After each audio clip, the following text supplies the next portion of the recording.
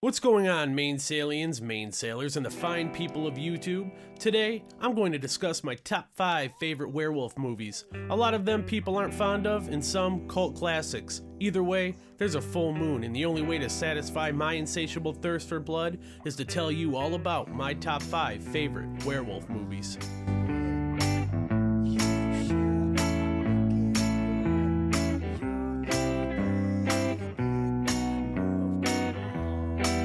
Alright, so number 1 on the docket today is the remake to 1941's Wolfman, starring Lon Chaney Jr. This one was filmed or released in 2010, and it was directed by Joe Johnston, written by Andrew Kevin Walker and David Self. Obviously, the remake, it starred Benicio del Toro, Anthony Hopkins, Emily Blunt, and Hugo Weaving. The plot follows an American man who was bitten and cursed by a werewolf after returning to his ancestral homeland. Rick Baker was the makeup effects supervisor. Dave Elzy won the American Academy Award for Best Makeup at the 83rd Academy Awards for the work in this movie. Wolfman was released in the United States on February 12, 2010 by Universal. The film received mixed reviews from critics and grossed $139 million worldwide against its $150 million production budget, becoming a box office bomb. A lot of people, even horror fans, aren't a big fan of this movie. I've always been a huge Benicio del Toro fan, and I definitely enjoyed this just because of its ambiance. It's the feeling, the production, the color grading, everything. Made it feel like a real timepiece for the times that it was filmed during, quote unquote. But I definitely enjoyed it, and that's why it's at number 5 for me. Coming in at number 4 is 1985's Silver Bullet, and that was based on the novella written by Stephen King, and that was called The Cycle of the Werewolf, and it stars Corey Haim, Gary Busey, Everett McGill, Megan Follows, Terry O'Quinn, Lawrence Tierney, Bill Smitrovic, Kent Broadhurst, David Hart, and James Gammon. And it was directed by Dan Attias, written by Stephen King, and produced by Dino De Laurentiis. And it's now considered a cult classic, obviously. And if you haven't seen it, a little bit of it was that Jane Coslaw serves as the narrator of the film, as well as the older sister of the main protagonist of the movie. Her paraplegic brother Marty. Their rocky relationship changes after a series of murders in their small rural town of Tarkers Mills, Maine, starting in the spring of 1976. I'm a huge fan of this movie. Just isn't, a lot of people consider this their favorite werewolf movie. It just isn't my favorite. It was a good movie, obviously well directed, acting was good. Obviously Gary Busey, crazy son of a bitch. And obviously, if you're going to watch a werewolf movie, make it this, and obviously read Stephen King's novella that this is based off of. Number 3 is a movie that I feel a lot of people haven't seen, and it's probably it's obviously one of my top 3 favorite werewolf movies. It was a hard pick between this and number 2, but Late Phases. And it's a 2014 American-Mexican co-production horror drama film by director Adrian Garcia Bagliano, and his first feature film in the English language. The film had its world premiere on March 9, 2014 at South by Southwest, and stars Nick D'Amici as a blind war veteran that becomes the victim of a werewolf attack. It was produced by Larry Fessenden, Brent Kunkel, Greg Newman, Zach Zeman, and Andrea Quiros. And I like this movie because there is it's really a smaller set.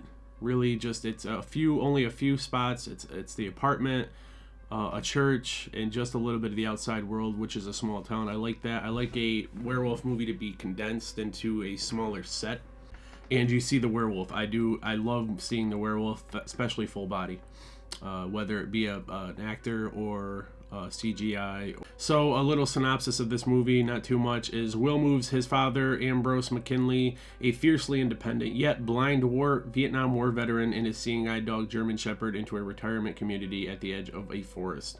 Willful and adamant that he can live on his own, Ambrose and Will are clearly not on the best of terms. He meets 3 neighbor women, Gloria, Anna, and Victoria, who while at first admire Ambrose, are quickly put off by his attitude. He meets his neighbor Dolores, who shares the duplex with him. That night, during a full moon, something breaks into Dolores' kitchen and brutally slashes her to death. Ambrose hears the commotion and is also attacked by a massive werewolf. His dog comes to his defense as Ambrose struggles to find his gun. He deters the creature, but his dog is mortally wounded. The next day, the police find him cradling his dog, and despite the destruction and his claims of the attack, it is shrugged off as an animal attack.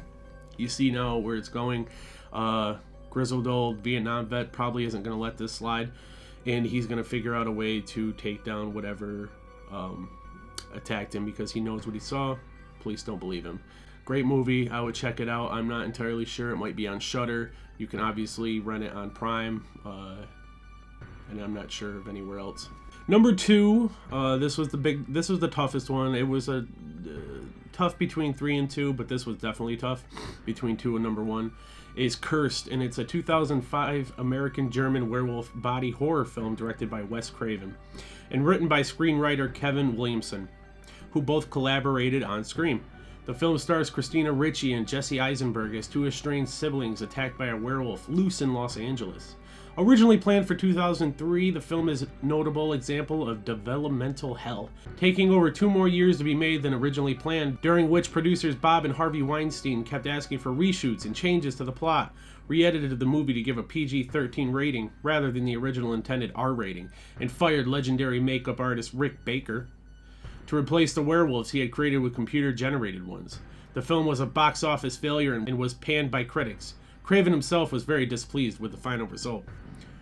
Number 2, yeah, a lot of people, again, don't like this movie. I do. It's one of my, Halloween, I watch horror movies all year long, but during Halloween, you want to ramp that up. This is always one of the ones that I watch. I guess I could see where there was some room for improvement, but I love this movie.